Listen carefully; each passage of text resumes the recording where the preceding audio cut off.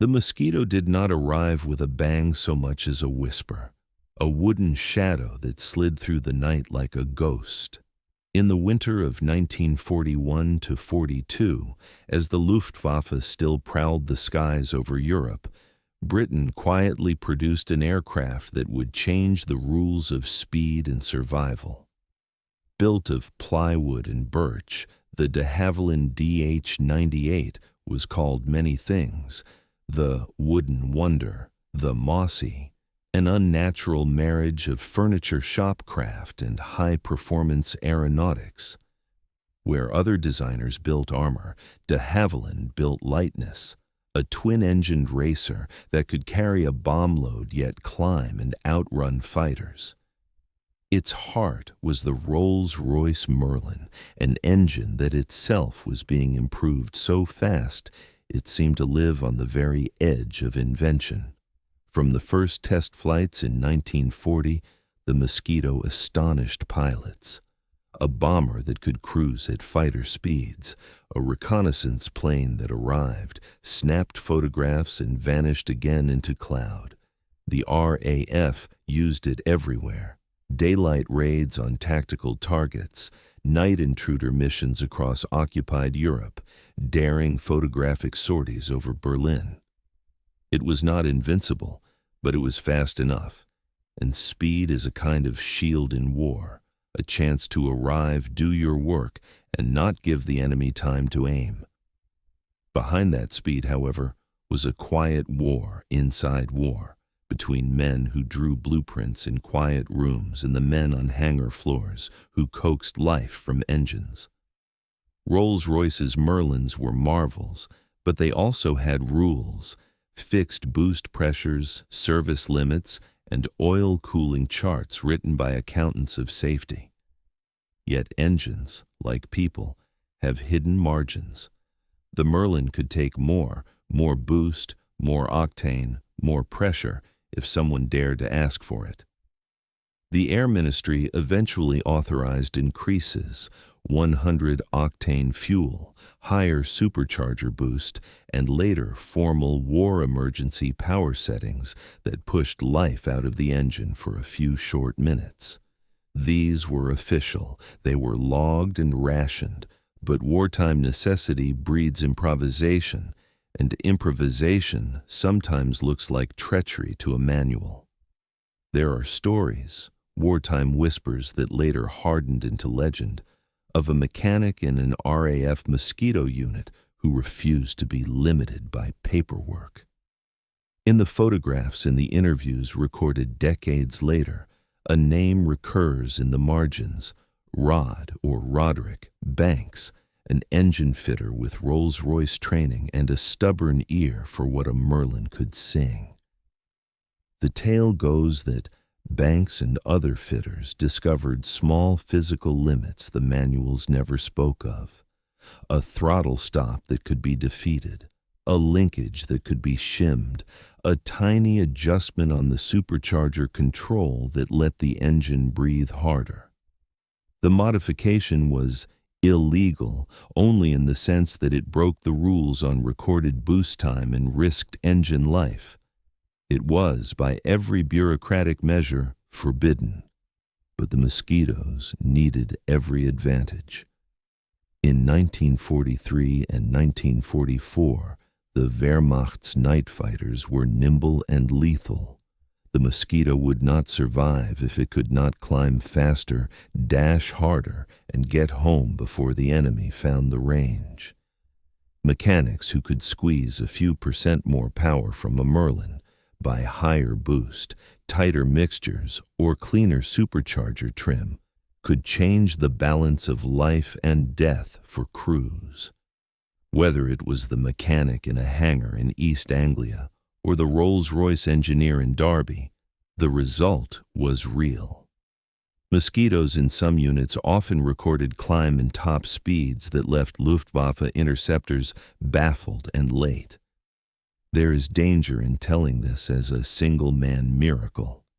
Aviation history properly credits teams like Rolls-Royce engineers, supercharger specialists such as Stanley Hooker, and the formal adoption of 100-octane fuels and higher boost curves for the Merlin's gains. Yet the human dimension matters. Pilots trusted the workshops as much as the factory, and mechanics who had worked on Merlins day after day found marginal gains that mattered in combat. When a Mosquito pilot felt that extra pull on takeoff, that extra bite in the climb, he did not think of regulations. He thought of the man who had listened to the engine whisper and answered. By the spring of 1943, Mosquitoes were performing tasks no other bomber could attempt: precision daylight raids on Gestapo headquarters, low-level sorties that required speed and surprise, photographic flights into Berlin. German pilots wrote of an aircraft that seemed to appear out of nowhere, of a twin-engine silhouette that refused to fight on the enemy's terms. Whether those edges of performance came from factory modification, authorized higher octane policies, or field-level illegal tweaks, the result was the same.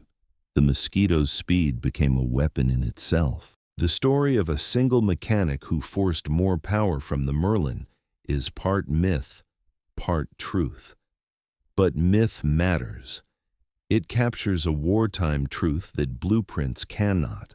On the cold concrete of airfields, it was hands-on spanners and a stubborn refusal to accept limits that sometimes turned a good aircraft into a game-changer. The Mosquito's engines sang at the edge of a knife. Push them too hard and they would detonate, overheat or seize, leave them timid, and crews paid with life.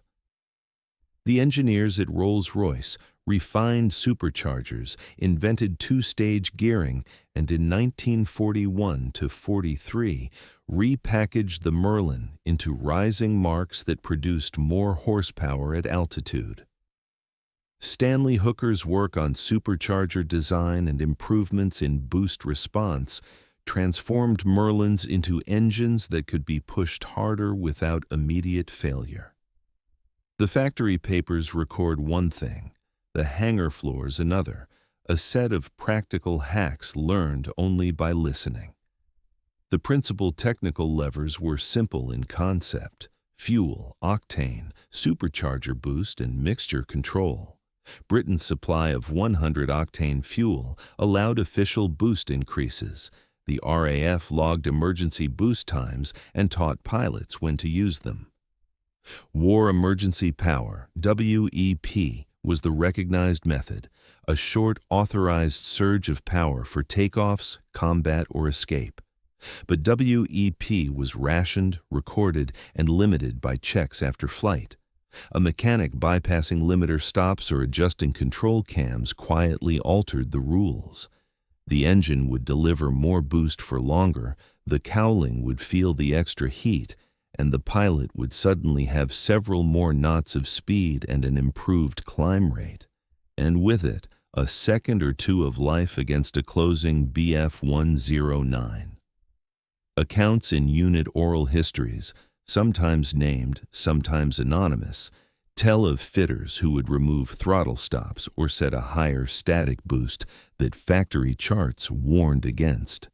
Some used fuel additives and adjusted magneto timing to wring out more power. These were not elegant solutions. They risked piston damage, detonation, and shortening overhaul intervals.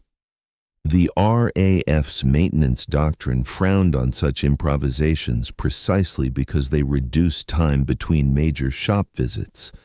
But the war's arithmetic was cruel. Aircraft were expendable relative to crews. In night intruder operations, Mosquito crews learned to exploit speed rather than turning fights into dogfights. A Mosquito climb in to intercept a returning Luftwaffe bomber stream needed every knot it could get. With a little extra boost, the Mosquito reached engagement height sooner and dived away faster, making the engagement a fleeting moment rather than a prolonged duel. German night fighters, powerful in a certain envelope, struggled to climb fast enough to maintain contact. The Mosquito's speed and ability to dash into and out of contested airspace meant fewer head-to-head fights and more missions completed. There are technical records to confirm broader policies. By 1943, many RAF squadrons used higher octane fuels and authorized higher boost pressures in defined conditions. Rolls-Royce documents and post-war papers show the Merlin variants growing steadily in rated power. But the micro-stories, which combination of trim, which shim, which tiny cam adjustment, often vanish into maintenance logs or into the memory of a fitter who did not survive the war. The name Rod Banks appears repeatedly in modern retellings and enthusiast circles as a mechanic who made such field modifications to Mosquitoes. But primary archival confirmation is scarce. What survives are testimonies, forum posts, and later interviews. That is not to dismiss it. Oral history is a pillar of aviation memory, but to place it in context, the Mosquito's superiority was engineered by 1,000 quiet acts of improvement, both official and improvised. In operational terms, the effect was clear. During the summer of 1943 and into 1944, Mosquito squadrons achieved missions others could not.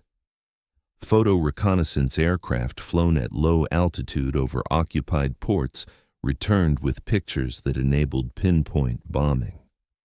Fast bomber Mosquitoes attacked Gestapo HQs in occupied Europe with surgical precision. They reached targets, struck, and left before interceptors could react. The extra speed gained through engine tuning, whether factory authorized or field applied, changed the tactical calculus.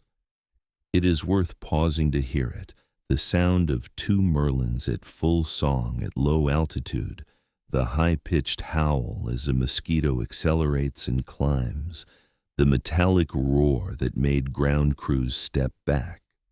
For pilots, that sound was hope. For enemy gunners, it was the beginning of a chase they could rarely win. The Mosquito did not dominate by armor or numbers, but by an economy of speed, an ability to be where the enemy was not, an approach dependent on finely tuned power plants. And so, on hangar nights, mechanics tightened bolts and argued softly about timing marks. They swapped war stories over tea, their hands stained with oil.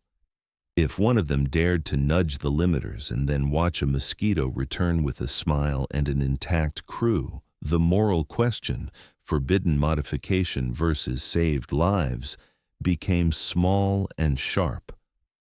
War does not always reward rule keepers. Sometimes it rewards men who take measured, dangerous risks with tools and timing. The Mosquito's reputation spread like a rumor.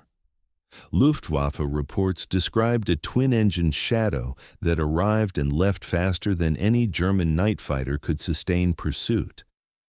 Interception charts show frustrated climb profiles and missed vectors.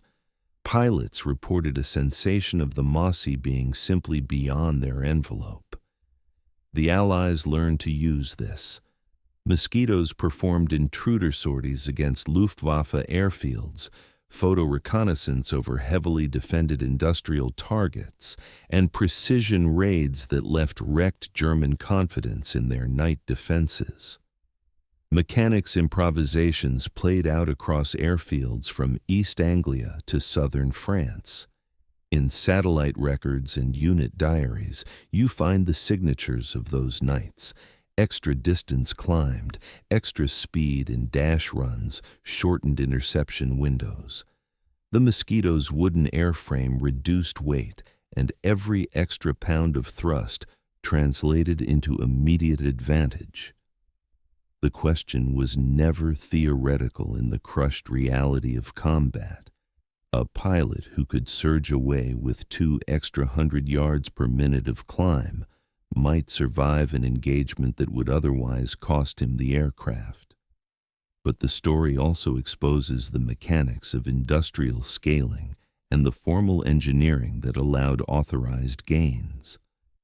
Rolls-Royce's continuous improvements, new supercharger geometries, better fuel distribution, and later formalized boost settings turned improvisation into policy.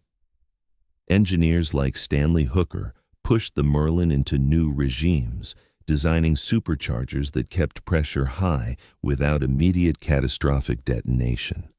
Fuel chemistry improved, with 100-octane supplies becoming more available, and later even higher-grade blends in limited quantities. Those official developments amplified any field gains by fitters. They created the environment where a local tweak could be the difference between a fleeting fix and an accepted practice. Not every illegal tweak ended well. Mechanics who pushed Merlins unsafely saw engines fail catastrophically. Cracked pistons, melted bearings, and in-flight seizures that sometimes cost crews their lives. RAF maintenance orders were strict for a reason. After the war, engine overhaul records reflected shortened lifespans for power plants that had enjoyed too many emergency boosts. The ethical ledger is mixed. Shorter service life, yes, but saved crews in successful missions also. In wartime, margins and morality blur. In the pages of post-war memoirs, pilots and fitters sometimes contradict one another. A pilot bragging of extra speed may attribute it to factory improvements. A fitter will shrug and say, "We just gave it what it wanted." The truth is, coalition. Factory design and field ingenuity, fuel policy, and hands on a spanner. The Mosquito's edge over German fighters was not a single bolt or a single man's decision. It was an ecosystem of innovation where official upgrades, clever mechanics, better fuel, and a featherweight airframe all converged. Operationally, the Mosquito's legacy was vast. It forced the Luftwaffe to change interception tactics, to dedicate more radar resources and scramble fighters earlier, and to suffer losses when the Mossies struck fast. The psychological effect, the feeling that something could come and go faster than you could respond, matters in war. Crews on both sides learned a quiet respect. Pilots of the Luftwaffe for the speed they could not catch, and RAF crews for the mechanics whose hands kept the Merlins singing. So when you tell the story of one mechanic's illegal trick, tell it as part of a web. Factory men like Hooker, fuel scientists, squadron fitters, and pilots who used every knot. The Mosquito won by being faster, yes, but faster because people at every level, from drawing board to hangar floor, kept nudging the limits until the aircraft sang. After the war, the Mosquito's legend grew. Histories celebrated de Havilland's woodcraft, Rolls-Royce's engine evolution, and the daring raids that defined precision Allied air power. Among enthusiasts and unit gatherings, another story endured. Fitters in cold hangars, bending the rules to protect crews. Names like Rod or Roderick Banks appear in oral recollections and enthusiast forums, and in modern short documentaries and YouTube pieces, the anecdote of a mechanic's forbidden tweak is repeated with reverence. Archive records support the larger technical frame, Merlin upgrade programs, 100-octane fuel policy, and WEP practice, but the micro-acts are often preserved only in memory. That does not make them less true. Oral history is raw material. It carries heat. A mechanic who broke the rule and returned a plane to its crew may not have a ledger entry in the ministry's files, but he has something historians prize just as much: witnesses. In a hangar in 1943, a fitter weighing the risk of overboost against the thin face of a young pilot must have chosen a path that paperwork could not approve. Those choices saved lives, and they shaped the operational record. The Mosquito's operational statistics are impressive and measurable: speed, sortie success, survivability in roles unsuited to heavier bombers. The Merlin's evolution is disciplined and charted in factory papers and in the work of engine men like Stanley Hooker. But the human dimension, the mechanic's hands on the throttle quadrant, a whispered permission to the engine, is what gives the story its color. It is an argument about how wars are won, by grand strategy and by the small, risky decisions made where metal meets hand. For the Luftwaffe, the Mosquito was a lesson in underestimating an enemy. For the RAF, it was a lesson in the value of speed and the cost of marginal gains. After the war, Merlins were rebuilt, Mosquitoes retired, fitters moved to civilian workshops, and engines were studied in quieter rooms. The record books list dates and performance curves. The men who tuned the engines kept different memories, of nights with fog lamps, of cups of tea, of an engine coughing to life and then suddenly, gloriously singing. If the story of a single mechanic remains partly unverified in archival terms, it nevertheless carries a wartime truth.